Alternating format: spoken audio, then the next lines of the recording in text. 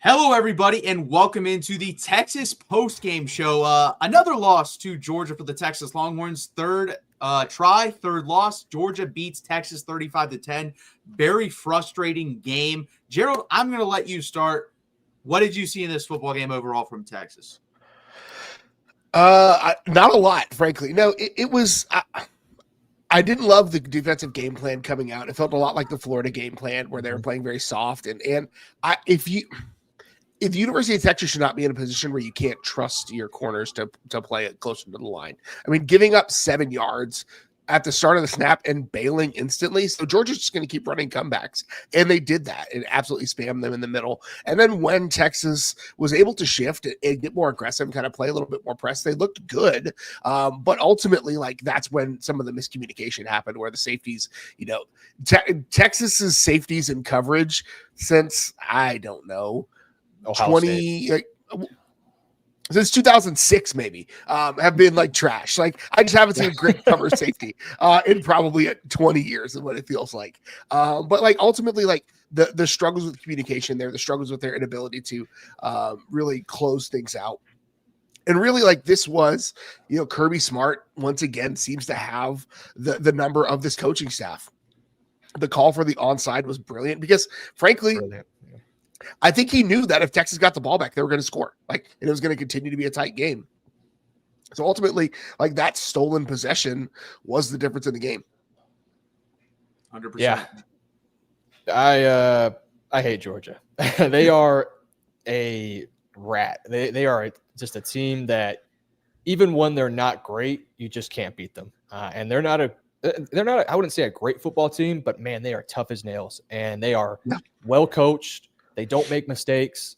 Texas made so many mistakes today. Penalties, just all of them, especially in the first half. The drop passes, all in the first half. Just brutal mistakes that, killed your drives. A couple of those drops were on third downs. I mean, the Ryan Wingo one, I know there was a penalty on that drive as well, but that Ryan Wingo drop goes for first down. It's now 1st and goal. You have a chance to put 7 on the board, right?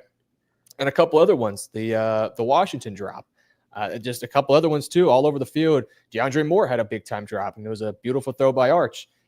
The only positive that I take away from this game is, man, Arch Manning's a really good quarterback, and he's really figuring it out. And if you can just surround Arch with more talent, because this is by far, I think, the worst roster Sark has had since his first 2 years here. I think since 2023, this is his worst roster, and it's a very incomplete team. And where we have holes, we have glaring holes. And so, the good news is most of these guys will return next year besides, Anthony Hill and Malik and those guys. But, you're going to have to pull out the wallet, man. Pull out the wallet. See if you can get some guys over. So, but I thought Arch was spectacular today. Even on the interception, I don't know if that was 100% his fault. Not a great throw. Should have been a penalty on that play, but I thought he balled out today. So that's nice to see. Yeah, I'll go even further. Josh, you said his first 2. I think the second year under Sark, that roster was better than this one. I do. Offensively, think who you had. You had Bijan Robinson, Xavier Worthy with young Kelvin Banks on the offensive line. If you put Arch Manning with those guys, I think he does some damage. That's really talented. This year. Yeah, I agree with that. But offensively, I don't think it's close. This is by far the one. It might be worse than the first year because at least you had Bijan. Bijan is way better than anyone we have on this team. Ryan Wingo, I will say he impressed me the second half. He started catching with his hands and not his body. So I think, again, I feel comfortable with him. It's everyone else and Emmett Mosley, by the way, which is even more frustrating. I want to jump on this point.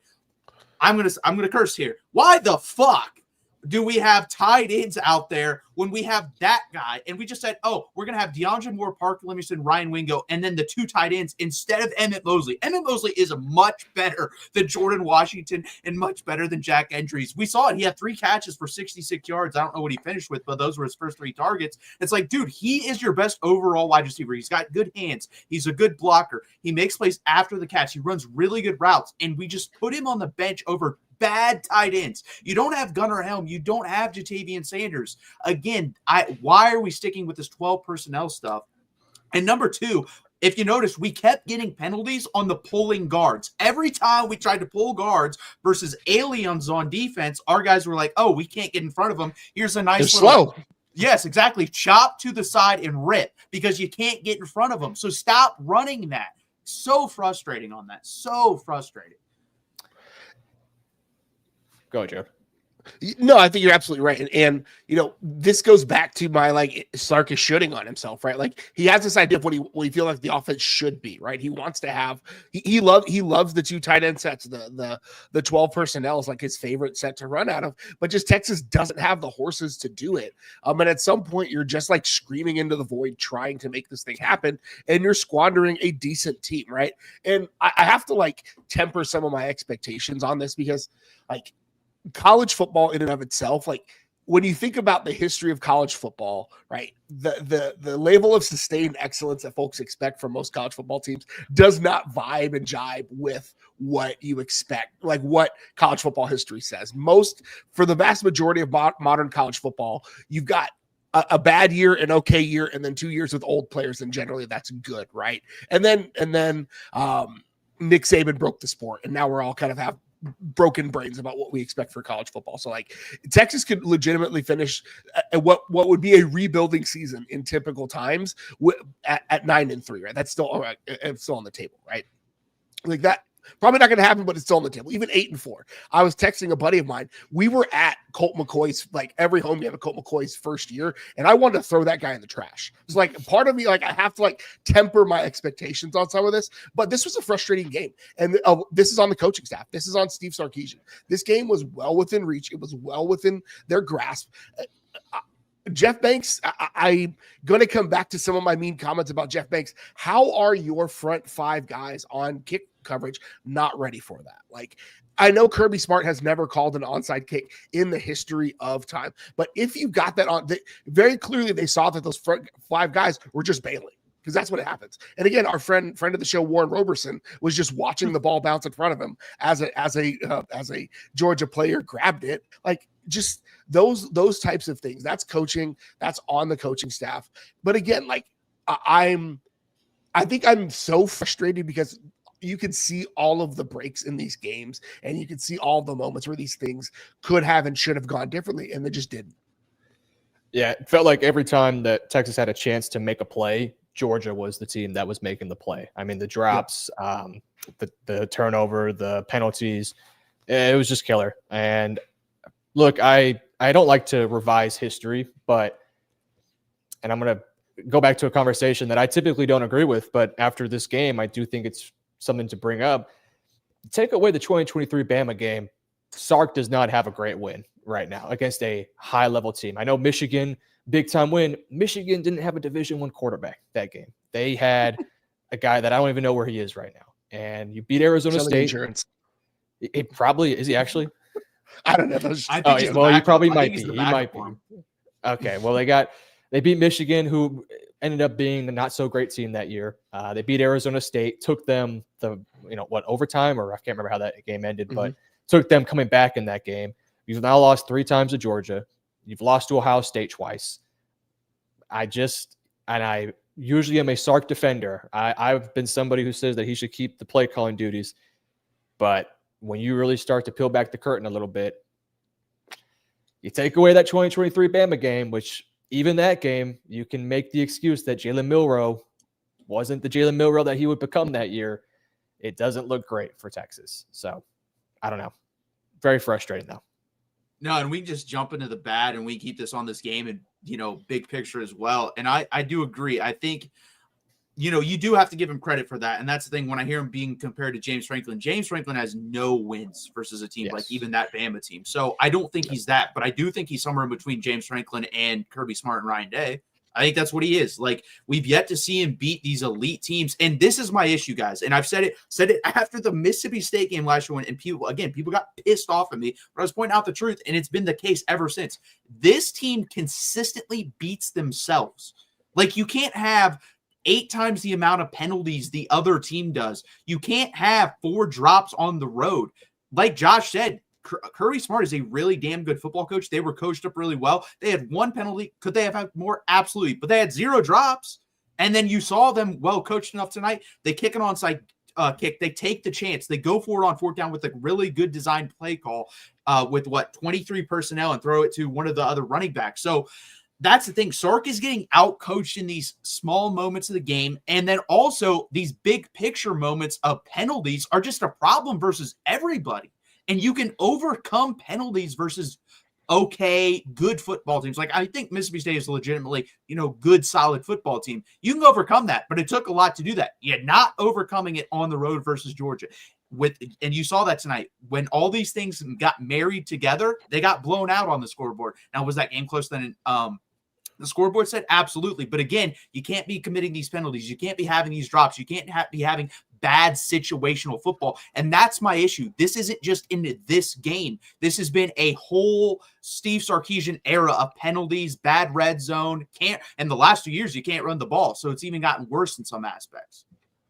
Yeah. Sorry, Jared. I was going to bring up this comment that Dark Knight said. He said, when we started to get the run game going, why did Sark stop going to it? I know this is kind of off topic, but this is stunning to me. You're after the bye where you think you have your offensive line figured out, and you have Trey Wisner, CJ Baxter, reportedly 100% healthy. Baxter has 1 carry, and Trey Wisner has 9. And Trey, I thought, actually ran the ball fairly well today. Like, most of the time, he was picking up positive yards, besides that one dumb play where he ran behind like 10 yards. But outside of that, he ran very well. I don't know what went on with Baxter. Now, he was used in the pass game a little bit. He was used for pass protection. But 1 carry is just that's inexcusable to me. And you look on the other side, you look at Georgia, Nate Frazier, 16 carries, Gunnar Stockton, 6 carries, Chauncey Bowens, 8 carries. You can see that's a balanced football team. That's 30 carries between 3 guys. And your quarterback only has to throw the ball 29 times. Texas, 43 attempts. Now, obviously, a lot of that was in the fourth quarter, but I don't know. When you had success running the football, when you had a chance to punch Georgia in the face, you instead try to get cute, or you try to do some drop back stuff. And look, Arch was dealing out there. So, yeah, it worked to here and there, but that balance is how you make things like play action, RPOs, and you pull up those linebackers, you bring a safety into the box so that it opens things up deep. And you notice, like, it's so difficult for Texas to make these big chunk plays down the field. Even some of the bigger throws that Arch made that did go for chunk plays, I mean, it was a dime by Arch, a lot of them. And this team not being able to run the football, or not being able to stick with running the football, it's just killing them in these games. And it frustrates me because I know that Sark knows this. I know that Sark is aware of the situation. He's shown in the past versus quality teams that he can do it, that he can commit to the ground game. But in this game, in this moment, having a good ground game in that environment, in their stadium, would have been huge. And he just did not commit to it. So I thought it was a good comment by Dark Knight. Yeah. And I think some of that goes back to just the mismanagement of the offseason and the mismanagement of coming into a season with this roster, right? And they made some good moves, right? I think adding Emmett Mosley was a good move, and we see he's probably one of the despite his lack of usage, I will say, is one of the better options Texas has. And I think the additions, like the defensive tackles, played great tonight, and that was another spot that they prioritized. But I think specifically Steve Sarkisian and Kyle Flood really mismanaged, because you can't go into the season with that offensive line. You can't go into the season with this running back group. And I know you're loyal to a fault, I think, with Trey Wisner. Trey Wisner should never have to buy a beer in Austin again based on what he did last year, but also, like, he's not an RB1 for a championship level team. It just is what it is, Matthew. You've been right about that all along. And ultimately, I think for, like, the biggest frustration, I think, for me in all of it is just the simple fact that, like, it seems like we're saying the same things every time Texas loses. Like, we say, I've got 3 kids, right? I've got 3 boys. And that's when I get the most frustrated with my kids, where it's like, hey, we just talked about this. Hey, we just talked about this. Hey, we just talked about this. And that's what I feel like we're doing a little bit with Steve Sarkisian and this team. And ultimately that comes back to coaching, right? It comes back to discipline. It comes back to, what are you doing, right? I am a big believer that, like, everything rises and falls with leadership, and it starts at the top. Steve Sarkisian is the man that sets the tone, sets the temperature, sets the culture. And if Texas is falling apart in these kinds of games, ultimately that falls on him in not having the right pieces in place to prepare this team to be in this situation. And again, it showed on the field. Yeah, and that's the thing too. Like, if you want to stick with some of the 12 personnel stuff, fine. But a lot of these plays were long developing. And when you're playing, again, aliens on a team defense that runs amazingly side to side, why you can't do it. You absolutely cannot do that. And we see that time and time again. And it's just super frustrating. Like you said, Gerald, it's literally like screaming into a void. It's repeating yourself over and over again. We've seen this stuff for 6 to 8 weeks. Like, we've been calling it out, and for whatever reason, he's sticking to it. And that's the thing too. Like, again, we've called for an offense coordinator because I do think, like, the first drive, that was a schemed up drive by Steve Sarkisian. Best drive of the game. Phenomenal drive. If Ryan Wingo catches the ball, we're probably talking a touchdown on the opening drive. We're talking 7-7 game at the end of the drive for both teams. But it's one of those things where I think he gets lost in the game and doesn't see the big picture. And that's why I desperately want him to hire a play caller. We have to get a play caller in here. It has to change. Again, the stat, over the last 40 years, we've had 4 guys either call their plays on defense or offense for the team as a head coach. 4 guys in 40 years. That tells you everything you need to know. Things have changed in college football. It's basically impossible to be the head coach and call one side of the ball, so it's got to change. And it's just super frustrating. I don't know if it's going to. It's going to be interesting. Yeah, and I want to speak on the defense too. I don't understand the game plan in the first half, or well, not the first half, more like the first 2 drives. I love the adjustment they made. They did a great job in the second and third quarter. I thought the defense gave this offense multiple opportunities. Fourth quarter, they fell apart. And look, I don't want to excuse. What happens when you play 2 full drives back to back? Exactly. That's my point. I mean, when your coach gets out-coached on 2 fourth-down plays, and I really don't know if they were going to actually run a play that second time. I really think they were just going to go for something on special teams. But you have a false start on Colin Simmons, and then what should have been a pass interference on that play too. And then on the second one, just another one of these plays where they sneak somebody out to the flat, and it's just over and over again where the lack of communication doesn't happen. And so I almost want to give the defense if we're doing a grade here, almost a passing grade in a sense, but especially in the second and third quarter. The first 2 drives, I don't understand their game plan at all. I mean, just playing so far back, and this is what they do. But when you got guys that are just getting these little hitches and they're taking for easy 5 yards, I mean, they can just do that down the field the entire time. And the second corner position for Texas has been such a weakness for this team. And I look at it for next year because Manny's going to go pro more than likely. Boy, it looks scary in that cornerback room, because if you are looking at it, I don't trust Warren Roberson as a starter. Right now, I don't trust Phillips. I think he has talent to get there, but it's tough for me to see it right now. I don't trust Kobe Black right now. So that's projecting, but in this specific game, they got targeted every single time. I mean, Manny Muhammad was so quiet today, although he got pummeled by that offensive lineman in the fourth quarter. But but other than that, he was good. He was great, and he's been great all year. But when the other side is a complete nothing burger, it's tough. Yeah, and part of again, this is my armchair defensive coordinator. Like, part of why you play that soft is because you're worried about your secondary getting ran past, right? You're worried that your corners can't play physical at the line and they're going to get beat in press. At the University of Texas, having to do that is inexcusable. Period. You should, with the amount of NIL budget this university has, with the amount of recruiting opportunities, with the amount of talent in the state, with the amount of NIL and portal opportunities they can afford, you should not be in a position where you feel like you have to go into a game against a talented team and play 7 yards off the ball and bail as soon as the ball is snapped.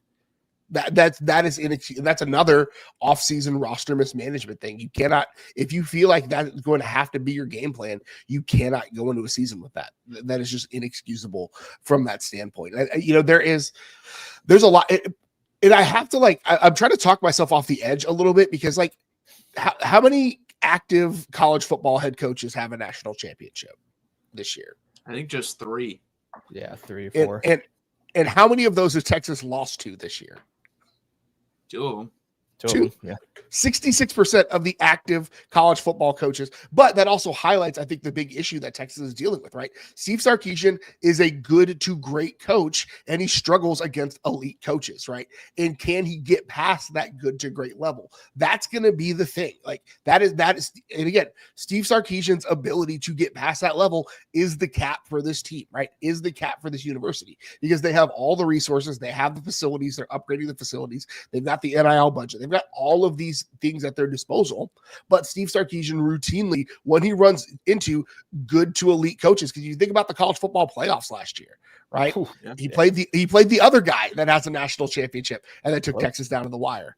Kenny Dillingham is probably one of the better young coaches in the country. So like when Steve Sarkisian goes up against these elite guys, that's when these wrinkles show. And so ultimately there is a cap that Sark has to figure out and look in the mirror and say, what is it within me as the leader, as the figurehead of this organization that's keeping us from going to that next level? Well, and then to that point too, when you look at this game, you're coming off a bye. You're the healthier football team. Sure, you're the younger team, but you're off a bye. Georgia is coming off a game. Then their best linebacker, probably their best defensive player, misses the entire game. And for the team that had the bye, the team that was more healthy, the team that was more rested, to have way more penalties and just at times just get out coached and out schemed and outplayed. That's, I don't want to say inexcusable because you're going against Kirby Smart, but that's tough. I mean, that is really tough. So, yeah, I don't know. It's a tough spot. Yeah, I think the most unforgivable one, because I think there's an argument to be made. Georgia has a more talented roster than Texas, even though I think this year it's probably even, honestly. Before it probably was. Ohio State last year, I'll agree. But he lost to Washington with a far less talented roster, but you could argue Kalen DeBoer's a better football coach. So that's the one that stands on with. one. Yeah, but I mean, again, you let one guy beat you. That's still unacceptable to me when you have a better football roster. And again, that was another game. We got away from the run for whatever reason. I think we were averaging 6 yards per carry in that game. We said, let's stop running the football. I think was Bijan playing that game? No, it was Cedric Baxter, and who was the other running back? Jonathan Brooks was in. Yeah, Jonathan Brooks got hurt. But it was frustrating that game. But overall, it's a question. It's a fair question. Now, I didn't think it was fair before the season, but we've seen it now twice during this year, so it's a completely fair question to throw out there. And I don't know if it's going to change because it was 3 or 4 weeks ago. Someone asked him, "Would you give this up?" And he basically said, "No." We'll see if it changes at the end of the year. Yeah. Did I expect him to say that? Kind of. And do I expect him to make a change during the season? No. We'll have to see at the end of the year. And Jeff Banks, I'm going to jump on him for a second, just like you did, Gerald. We've seen this multiple times now where there's just lapses in these big time situations. We saw it in the SEC championship game. They showed it today in the freaking fake punt. It's like, you have to know at some point, especially when you're going up against a Georgia-led team, they're going to try something. I've seen them try it a lot. They tried it twice versus Alabama the past couple years when Nick Saban was the coach. They tried it versus us in the SEC championship game, and they did it tonight, and that was the big play. Because, again, if we get that ball, the score is 21-10. We have the ball on their side of the field. We go and score even a field goal. It's 21-13. That's still a football game. And I thought it was over when they converted the 4th down conversions. I said that out loud. But if we get that onside kick, I don't know. Maybe it is a little bit different, but just super, super frustrating from Jeff Banks tonight with that. Yeah, I don't disagree. I think this is an interesting quote. Leslie Nielsen talking about we should, what did he say? Our played no discipline, no developing our players. We should go out and buy players like Texas Tech did. It's time for him to go. Listen, Leslie, we got money. Trust. We are spending money. All right. We just didn't spend the money wisely this year. And that goes to a point that Gerald made earlier.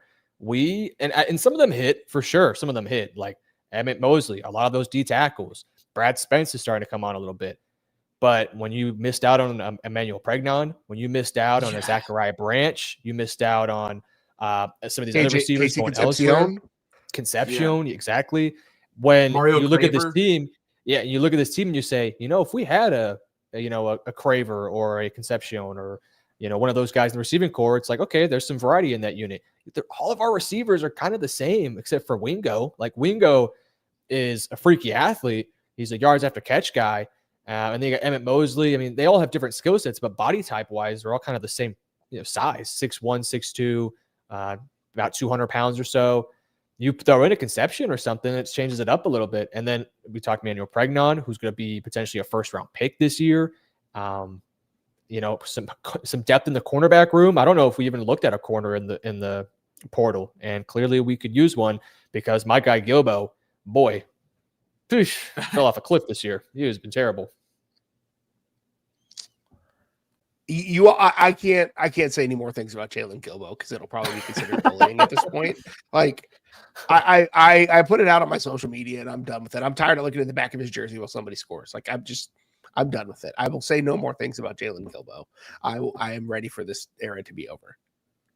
Well, and the frustrating thing again, back to the game plan, like there was the one where, what was it, 3rd and 10 or 11, and we're playing 12, 13 yards off, and they just run an out and convert it. I'm like, dude, I'm pretty sure they blitzed on that, which is the biggest frustrating thing to me, because if you're blitzing, you should press so they can't just get rid of the ball as quickly as possible. But I guess that doesn't make any sense. But I mean, that was frustrating. But I will say again, we did adjust. That side of the ball did adjust. Yeah.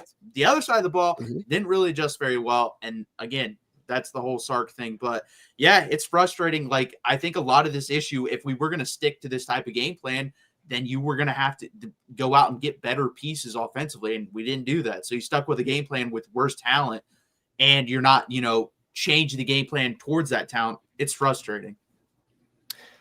100%. And Georgia is a really good ball club. It was the way I feel after this game is kind of the same way I feel after Ohio State, where it's like, we're there, we can compete with them. A couple of things go our way, we can beat them.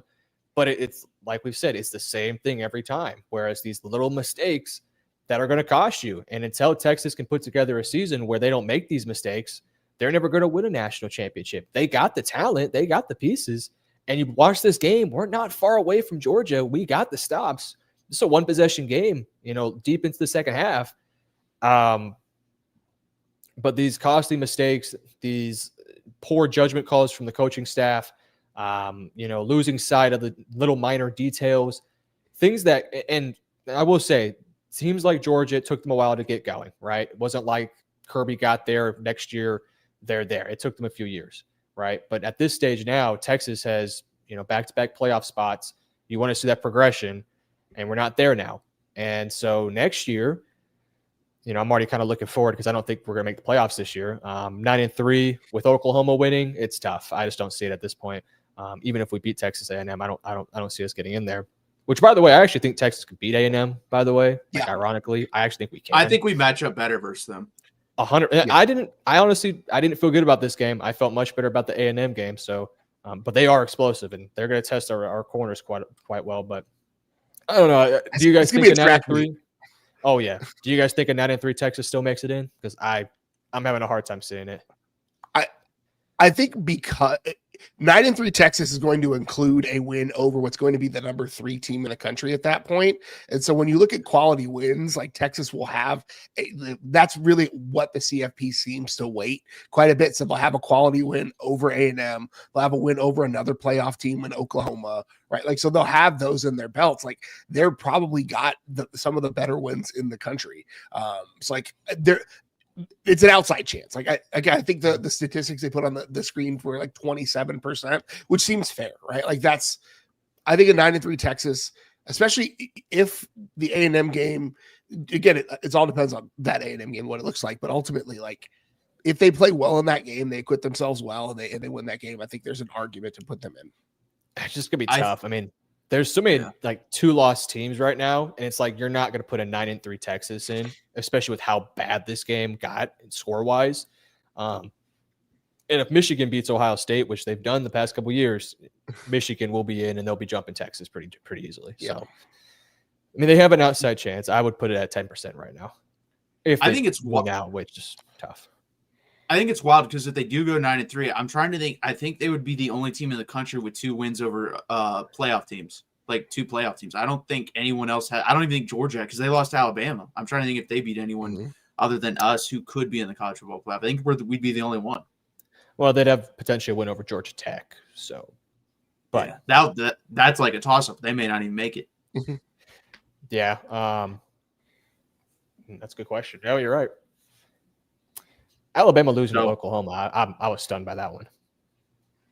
Yeah, I think Gerald did predict. I know you predicted him to cover. I don't know if you predicted him to win, but you did predict him to cover. Yeah, I couldn't pick. I don't. It hurt to pick that game. I still feel bad about it. Oh boy. Let's jump over to at least the good, because I do think there was some good. I thought Arch Manning did, especially in the first half, start out really well. We did him no favors. I mean, 4 drops in the first half, and one of them to the one to DeAndre Moore and Ryan Wingo were the two most frustrating. Like the Ryan Wingo one gets a first down. We're probably talking inside the 5 at that point. You're probably going to score a touchdown. The DeAndre Moore one, he's under duress and throws an absolute dime on an out route to DeAndre Moore, and that's going to be a first down, and then you're moving the chains, and you're getting a drive going, and just drop the football right through his hands. So Arch was really good today. I'm trying to think. I thought the offensive line, other than the penalties, I thought played okay. Like they played better this time around versus Georgia than they did the last 2 games versus Georgia. Good enough to win, in my opinion, minus the penalties. But other than that, I'm trying to think. Anthony Hill, good football game, great interception there. Colin Simmons, pretty good. Trying to think anyone else defensively. I mean, again, Manny Muhammad just didn't get thrown at, so I think he played a pretty good football game. But I mean, I'm dumpster diving here for the good. So I'll let you guys hit on what else you saw. Well, I was very impressed with Arch today. His ability to play while under duress is really exciting for me because the past few years with Quinn when a sliver of pressure was on him would just completely just crumble. But Arch multiple times would have a collapsing pocket and he would step up or step out. His pocket presence I thought was incredible today. Like so often he was extending plays by moving in the pocket and just hitting those checkdowns, hitting those underneath passes. I mean, Georgia was playing back very often because we weren't balanced, we weren't running the ball effectively, so they were playing deep most of the time to stop the big chunk plays. And Arch was just taking what they were giving him over and over and over again. And when the game plan was so just putting everything on Arch's shoulders because we weren't running the football, I thought Arch was spectacular. Now, he missed the throw to DeAndre Moore, big old crossing route. Would have been a difficult throw, but he could have hit that. And then the interception. And the interception, we talked a bit earlier, it should have been a holding on them or pass interference. Maybe that ball gets tipped instead of being picked off. You'd like Arch to make that throw. And I don't care what happened in the fourth quarter. I know it was ugly at that point, but for everything when it was a close game, man, I thought he was dealing. And if we just it's the what if conversation, but if you take away the penalties, the drops, like I really thought we were good. And they kept pointing out how Arch was struggling on third down. I feel like all of our drops came on third down. Yeah. It was like one point we were 0 for 4 and something like that. And I was like, well, we'd be 2 of 4 if the guys would just catch the football. And because Arch was throwing some absolute dimes out there.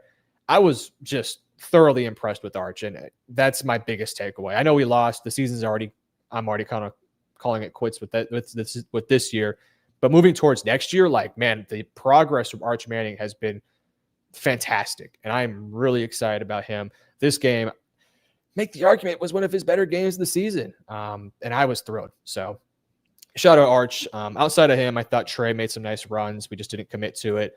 I thought Wingo in the second half was fantastic. Some of those grabs were nice. Yeah, that's it. Good defense, Colin Simmons, Anthony Hill, great plays, but yeah, tough.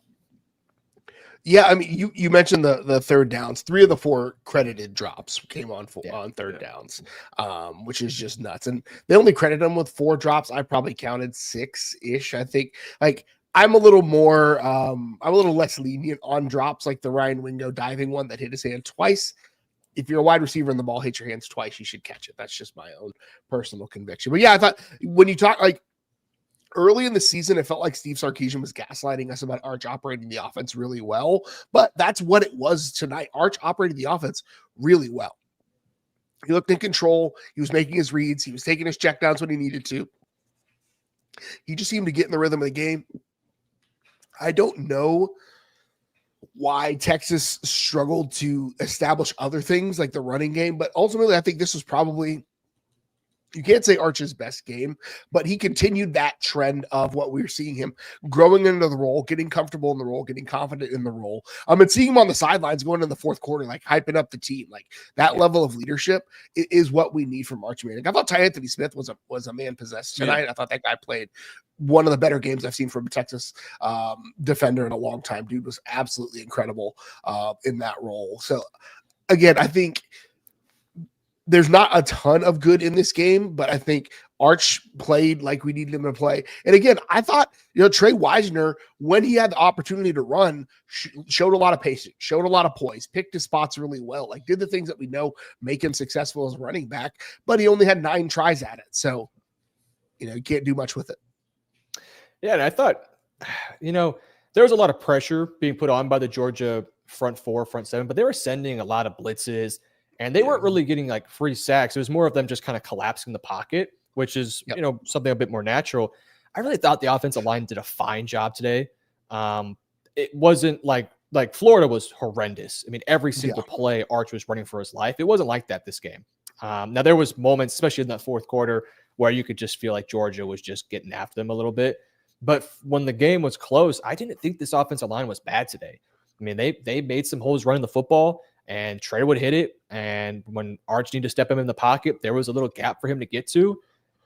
Here and there, he would get a little hit and dinged up. But I felt like there was time there for this offensive line. So the penalties, though, that just can't happen, right? The penalties stink. But I really thought the offensive line didn't play horrendous today. So I guess that's a somewhat positive as we look towards A&M and Arkansas.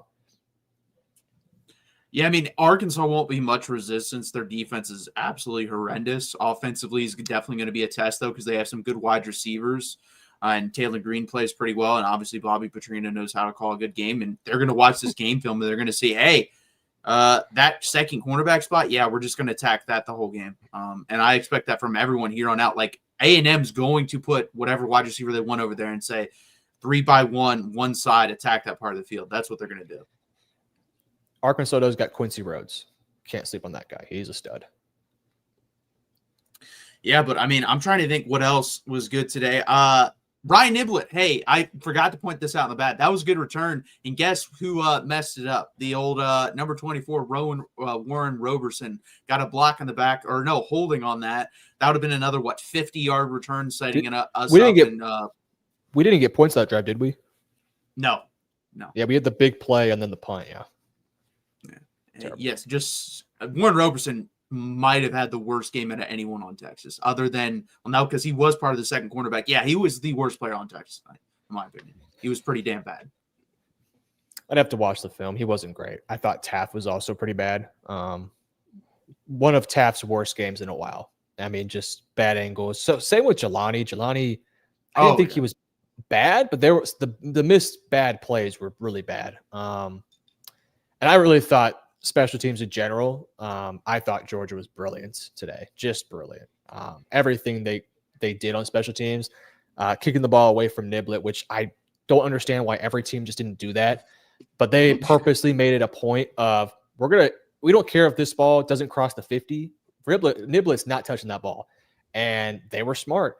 And I thought, their kicking game was good, their punt game was good, and you look on the flip side, you look at Texas, and I know they don't have their Will Stone, but the kickoffs to Zachariah Branch, I mean, Branch broke off multiple decent returns, never a big one, but, got 40 or 30 here and there.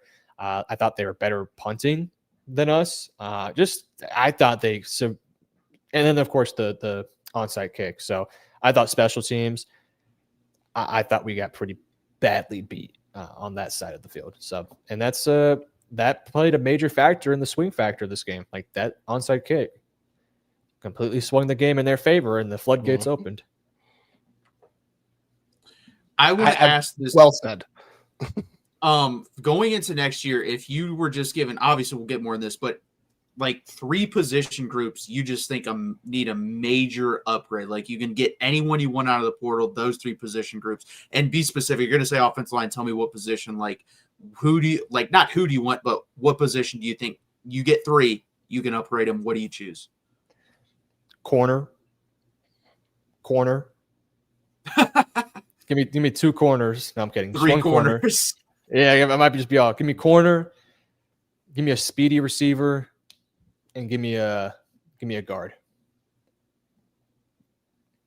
Gerald. Yeah, I'd say corner for sure, a guard, and I honestly think a running back. Like I really think Texas needs a difference maker at running back. It's not going to be. It's clearly not going to be CJ Baxter. I think that's looking more and more like the trend.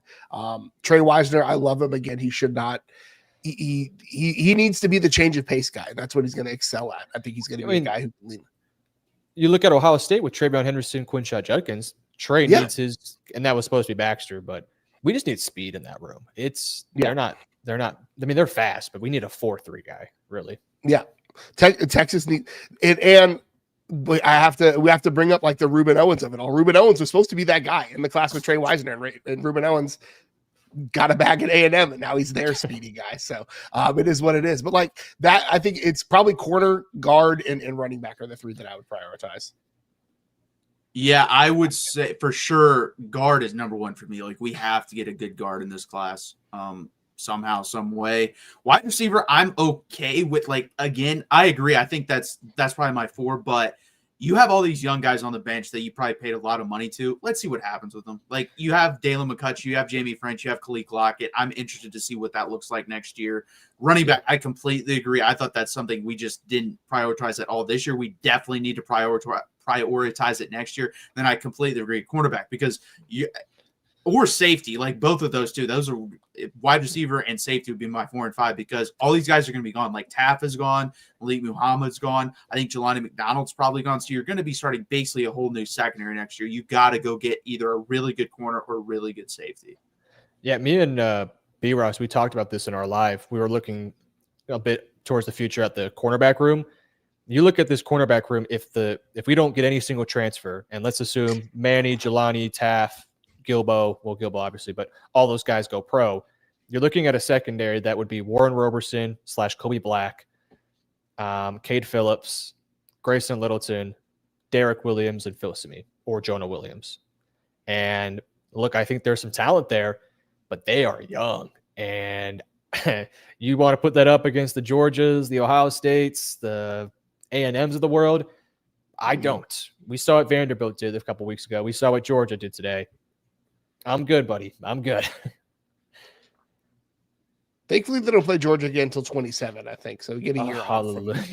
This I hate Georgia. You just traded for Alabama, I'm pretty sure. So Alabama next year. Texas can beat Alabama. We've seen it happen. But now they got DeBoer.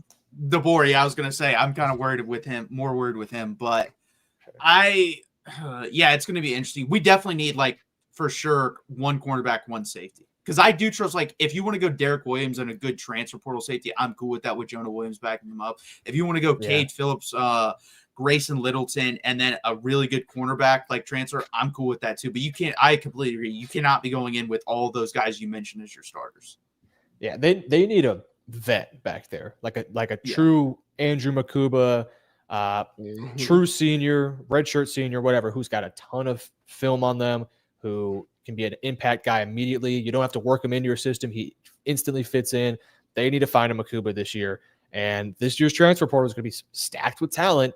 And look, they're not probably going to be in the playoffs, so you're going to have some chances to make some calls to these guys, whereas Kirby and the other guys are going to be putting up some game plans, whereas you are focused on the transfer portal, which I think Texas will be really good next year. That's the one thing I will say. I think they're going to be really good, but they have to nail the offseason. Because if you don't nail the offseason, man, we're going to be right back here next year looking at a potential 10-2 season, talking about what could have been. 100%. Texas loses to Georgia 35-10 for anyone that didn't watch the game and just wants to see us, complain, bitch, cry, whatever you want to say about this game. Again, guys, please hit that like button. Please subscribe down below. Do you guys have anything else you want to hit on before we get out of here?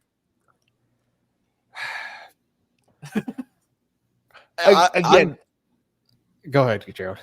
I was going to say, I have to talk out of both sides of my mouth on this because this year has been frustrating. But I said to one of my best friends on the face of the planet, he's a huge Texas fan. I told him, if it's any other era, any other school, if I tell you that they're losing 3 of their 5 offensive linemen, they're starting a new quarterback, they are losing all of their skill players on offense, and they're going to have to recycle most of their skill players on defense, we don't expect that team to go 12-0 or even 10-2 in a lot of situations, right? So we have this is frustrating. I am pissed off. I'm not trying to put lipstick on a pig here, but also we have to understand the world in which we're living right now. And Matthew, you try to talk me down preseason. You're I think this is the year before the year, and I ignored you, and I apologize for that because that is you were right and I was wrong, and it's hard for me to say that out loud. Yeah, it does feel like this is the year before the year. It really does. It's just a shame that a lot of these big impact guys defensively are going to be gone. I couldn't imagine this team without Anthony Hill, Manny Muhammad, all those guys. But Texas, it has a ton of talent. And while every single Texas fan on earth is pissed off and frustrated with how the year went, there are some things you can take away that can really make you excited about next year. Arch, your receivers, especially those young guys. I thought Justice Terry had a really good game today too. He made some plays late. Colin Simmons, year number 3, he's just going to get even better. You're going to see hopefully Gooseby return, Brandon Baker take a big step forward, your 2 tackles. And now you get a year to sort of reevaluate your roster, because the past couple of years, it's been, the Jade Barons, the Sweats, the Murphys. You're kind of shedding weight off that era, and now moving into this Arch Manning era, and now filling this roster with guys to support Arch rather than to support Quinn. And so all the guys who are leaving now have been Quinn's guys. Now this is going to be Arch's full team. I know it was his team this year, but next year really is going to be Arch's team. And yeah, I mean, hopefully they do well in the portal, and hopefully they can surround Arch with as much talent as possible. This game specifically, I feel like was just sort of the cherry on top of a very frustrating season, because it's been every single loss. You can kind of just say the same thing over and over again, like the Florida game, Ohio State game, what we were getting ready to say versus Mississippi State. We had to scrap that. And then, of course, the Georgia game, it's the same thing over and over again. And until they clean it up, this team's not going to win a national championship. They have to clean up penalties. They have to clean up situational lapse of judgment. They have to clean up coaching. They got to match Kirby Smart. They have to match him, or else they're never going to win a title. And that's just what it is right now. Yeah, you might get lucky one year and you avoid Georgia, but that's going to be few and far between. Kind of like what Ohio State avoiding Georgia last year. They didn't really have to play them, and that's kind of their team they have to jump over as well. So we'll have to see what happens with our team next year. It's going to be very interesting. But I will say, yeah, the lines of scrimmage, like defensive line, I'm trying to think. Ethan Burke will probably go on, and then Cole Brevard. But everyone else, I think, is going to be coming back. So you're going to have a lot of guys at that defensive line spot. That Trey Moore, he might come back, though, if he has eligibility, because I don't know where he's going to get drafted. I think he's a redshirt senior. Hey, it's college football now. You can play 10 years. I mean, does he have a COVID year? What was his first Diego year? Pavia. I hope he comes back. It'd be nice.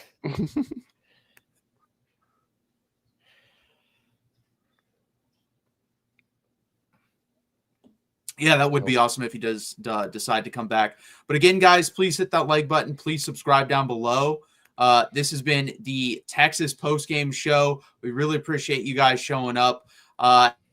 And we will be back. Gerald and I will be back Monday at 8 p.m. Eastern time. Josh and Ryan will be here Tuesday at 8 p.m. Eastern time. So we really appreciate you guys showing up. Please hit that like button. Please subscribe down below. And as always, hook 'em. Hook 'em. College football is even more exciting when you've got some action on the line, and the games are even better when you're cashing in. And the Voice of College Football is the place to be to get the greatest value. Start with my picks. 75% against the money line, 58% against the spread, and I've got a 40-plus year track record. 11-0 in the college football playoff for me last year against the money line, 8-3 against the spread. And I'm just the warm-up act. Steve Merrill of Wager Talk is our ace in the hole, show stopper. 7 years with the Voice of College Football, over 30 years in the industry. Steve gives us analysis on all the big games, but you can't miss Steve's weekly under-the-radar pick.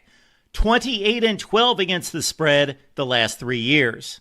You also get picks from some of our top analysts here at the Voice of College Football, including Corey Bratta, Matt Zemek, and Steve Dace. Check out those numbers. Become a YouTube or Patreon member for just $99 per month. Go to the main channel on YouTube, click join, and then select a betting tier. Do the same thing on Patreon. Make 2025 a winner now.